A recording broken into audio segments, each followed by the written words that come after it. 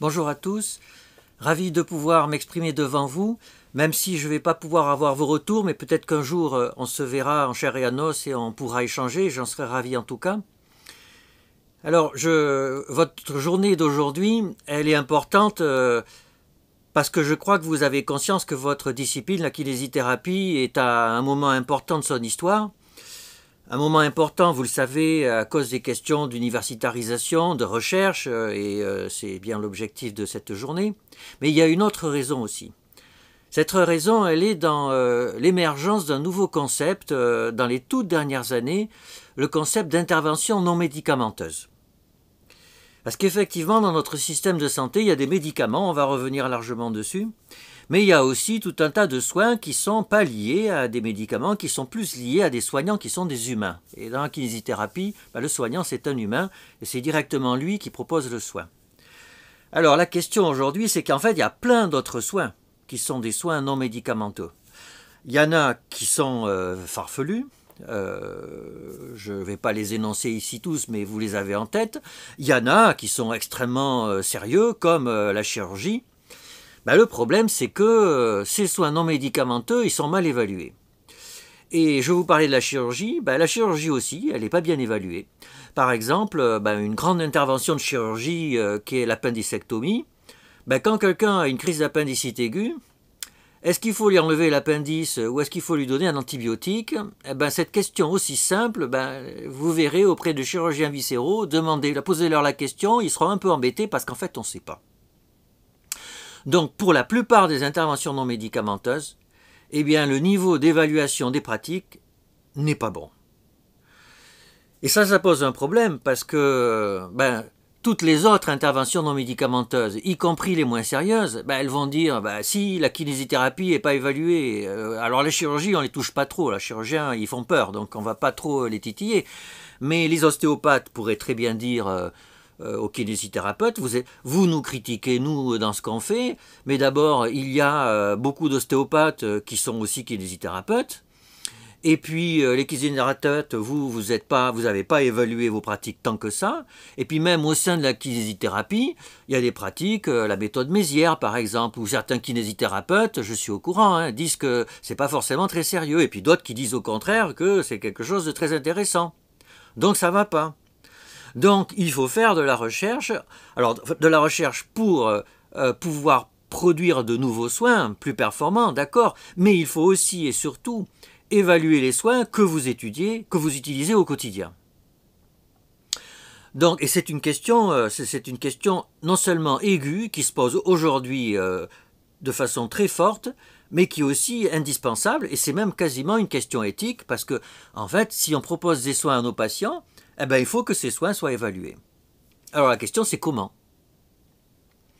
Et pour répondre à cette question, faut faire un petit comeback pour voir comment ça s'est passé dans l'histoire, l'évaluation des pratiques médicales. Et vous verrez que c'est en comprenant l'histoire qu'on va voir où on en est arrivé aujourd'hui et pourquoi les méthodes que parfois on propose aux kinésithérapeutes, en fait, elles ne sont pas vraiment adaptées.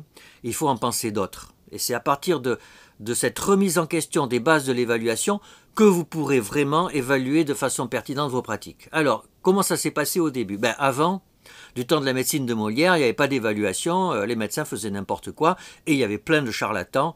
Ça, il y a des romans, des films là-dessus, même des bandes dessinées, et c'était pour le plus grand drame de nos patients.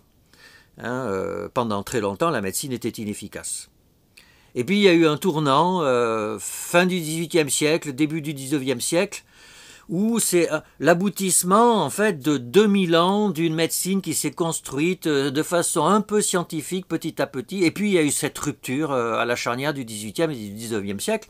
Et en France, cette charnière, symboliquement, elle est autour de Claude Bernard, qui était un médecin physiologique qui a compris que dans le corps il y avait des organes et que ces organes avaient des fonctions et qu'en fait beaucoup de maladies correspondaient à des dysfonctionnements des organes. Et du coup, Claude Bernard, il propose une méthodologie d'évaluation de l'efficacité des thérapeutiques. Et il le dit dans l'introduction à la médecine expérimentale. Il dit, pour comprendre, pour savoir si un médicament, un traitement est efficace ou pas, il faut d'abord comprendre la cause de la maladie. Et si on arrive à montrer que le traitement, il agit sur la cause de la maladie, alors le traitement est efficace. Et ça a très bien marché avec les maladies bactériennes. Donc peu de temps après Claude Bernard, il y a eu Pasteur, etc. On s'est rendu compte que la tuberculose, la syphilis, c'était dû à des germes, des bactéries. Et qu'en fait, s'il y avait une substance qui tuait la bactérie, un antibiotique, eh bien, quand on administrait l'antibiotique au patient, le plus souvent, mais pas toujours, et ça a son importance, le plus souvent, le patient guérissait. Et ça a eu un succès considérable parce que les maladies bactériennes à l'époque étaient des maladies avec un niveau de morbimortalité colossal. Il faut se rappeler qu'au XVIIIe siècle, un enfant sur deux ne dépassait pas l'âge de 5 ans, le plus souvent à cause de maladies bactériennes. Donc un succès de la médecine colossal qui s'ancre dans la physiologie. Et d'ailleurs, c'est pour ça qu'en médecine, on a des cardiologues, des pneumologues, des rhumatologues, on a une médecine d'organes. C'est Claude Bernard, la pensée de la physiologie, et la pensée de trouver la cause de la maladie et agir sur la cause, c'est ça qui structure notre médecine occidentale. Donc ça, c'est le premier acte. Le deuxième acte, il a lieu au milieu du XXe siècle. Et là, il y a des médecins qui disent d'accord, ça c'est très bien, mais en fait, ça ne marche pas tant que ça. C'est-à-dire qu'en fait, il y a beaucoup de maladies, la cause, on ne la trouve pas. D'ailleurs, prenez une leucémie aiguë, par exemple. Quelle est la cause de la leucémie aiguë? Demandez autour de vous, vous verrez l'exposition au benzène, etc. Mais ça agit que sur un tout petit nombre de leucémies. La grande majorité des leucémies, c'est beaucoup de malchance. Et donc du coup, on ne peut pas soigner les leucémies en comprenant l'origine de la maladie. On est obligé de faire autre chose. Et en fait, en médecine, c'est assez fréquent.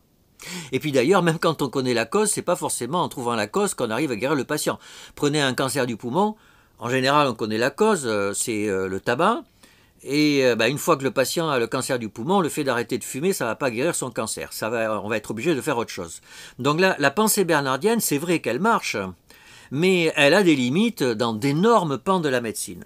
Et là, donc, juste après la Seconde Guerre mondiale, il y a des gens qui utilisent une méthode que les agronomes utilisaient déjà depuis les années 1920, qui est l'essai randomisé. Donc en fait, là, pas besoin de chercher la cause.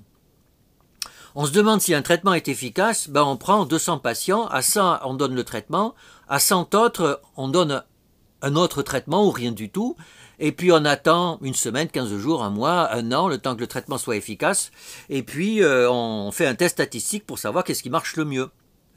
Là, c'est une rupture totale par rapport à la pensée de Claude Bernard, c'est quelque chose de très pragmatique, et l'avantage c'est que on peut évaluer des soins pour lesquels on ne connaît pas forcément le mécanisme de la maladie, ni le mécanisme d'action du traitement. Donc ça, c'est le deuxième acte. Le troisième acte, c'est le médicament et le monde de l'industrie du médicament et son évaluation.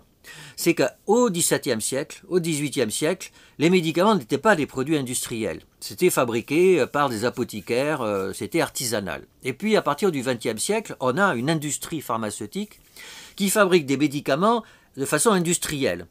Alors, ça a des avantages, les médicaments sont standardisés. Ça a des inconvénients, c'est que si jamais un médicament est toxique, comme il est industriel et qu'il est donné à beaucoup de patients, ça peut avoir des répercussions énormes. Et il y a eu des scandales au XXe siècle de santé publique autour des médicaments qui ont suscité beaucoup d'émoi dans la population. Et donc, les autorités de santé ont dit il faut évaluer les médicaments et ils se sont demandé comment. Ils ont regardé ce que les gens proposaient depuis la moitié du XXe siècle. Et dans les années 70, les Américains en premier ont dit voilà, pour mettre un médicament sur le marché, il faut faire un essai randomisé. Et en fait, ça a eu un succès colossal. Non seulement ça a eu un succès administratif, c'est que comme ça, on avait une façon de pouvoir imposer aux firmes pharmaceutiques d'évaluer leurs produits. On leur proposait une méthodologie, on leur disait, voilà, vous voulez vendre un médicament, évaluez-le avec des essais randomisés, sérieux, et on va vérifier comment sont faits vos essais. Et puis le deuxième point, c'est que ça a marché.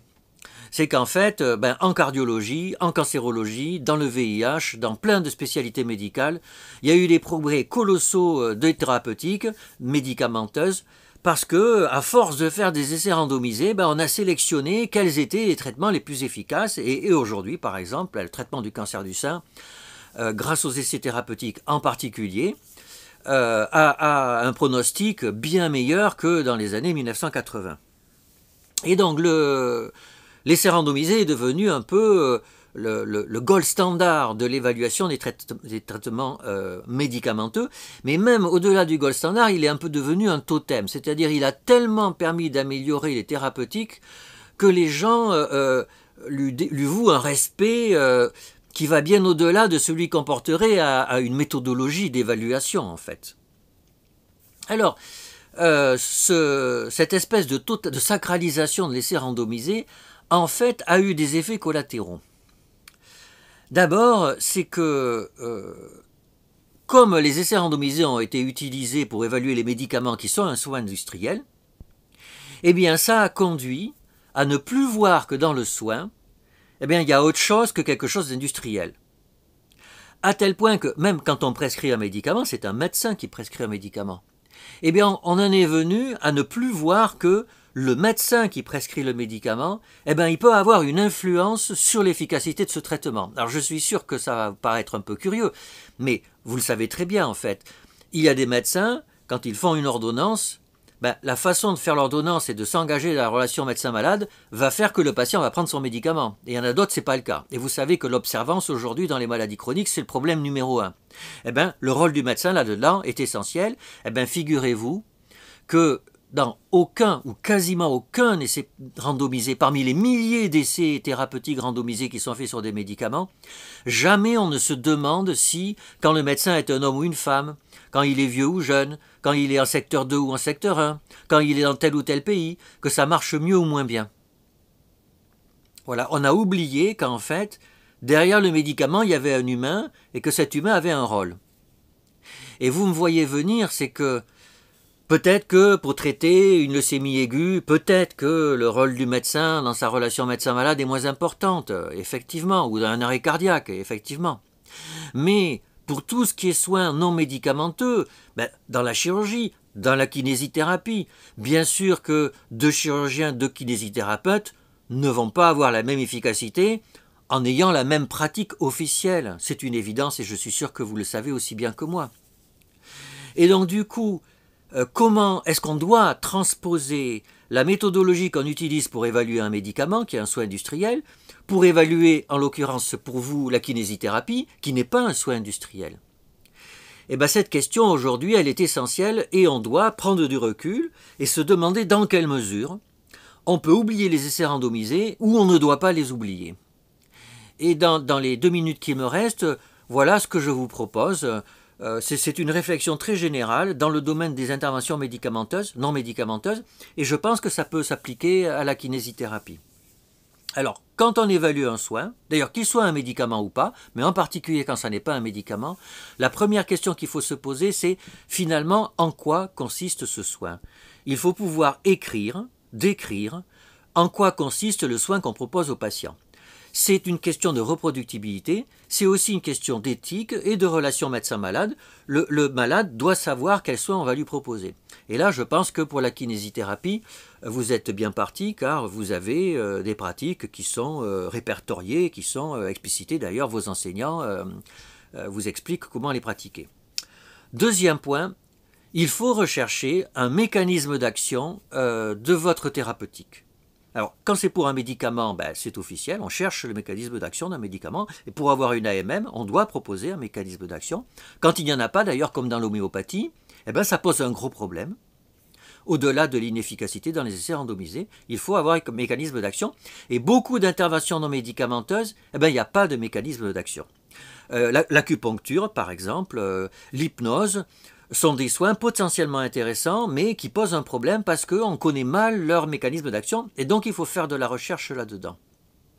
Alors l'avantage de la chirurgie et de la kinésithérapie, c'est que vous vous situez dans la perspective de la physiologie de Claude Bernard. Et donc là, vous avez une carte extrêmement forte à jouer, qui est de pouvoir faire des travaux sur les mécanismes d'action de vos soins, et de pouvoir montrer qu'il y a une logique derrière ce que vous faites. Troisième point, donc après expliciter le soin, le mécanisme d'action, troisième point, il y a des études qualitatives à faire pour savoir comment les patients se sentent quand vous leur proposez les soins.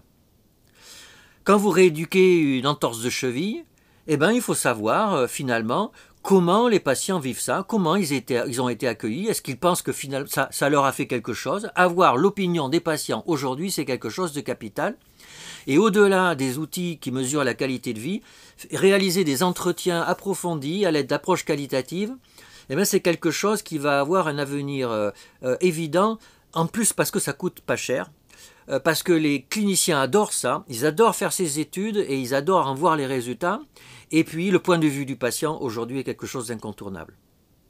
Donc expliciter les soins, mécanisme d'action, approche qualitative, et puis après il faut des approches quantitatives. Vous pouvez faire des essais randomisés. Alors vous aurez des questions méthodologiques particulières, la kinésithérapie, avec le médicament on utilise un placebo. Est-ce que ça a un sens d'utiliser un placebo de kinésithérapie? Non, bien sûr que non. Alors du coup, quels doivent être les groupes contrôle? Voilà, en fonction de toutes les interventions que vous évaluerez, vous devrez vous poser ces questions. Il y a d'autres spécialités qui se posent ces questions. C'est pas simple, mais il y a toujours des solutions que l'on peut apporter. Et puis, au-delà de l'essai randomisé, on peut aussi mettre sur place des registres, des études épidémiologiques pour voir dans la vraie vie, sur des grandes cohortes de patients, ce que sont l'efficacité en fonction des soignants, des soignés, de telle ou telle pratique de kinésithérapie. Voilà ce que je voulais vous dire.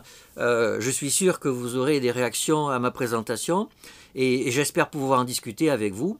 Au plaisir d'échanger, à bientôt.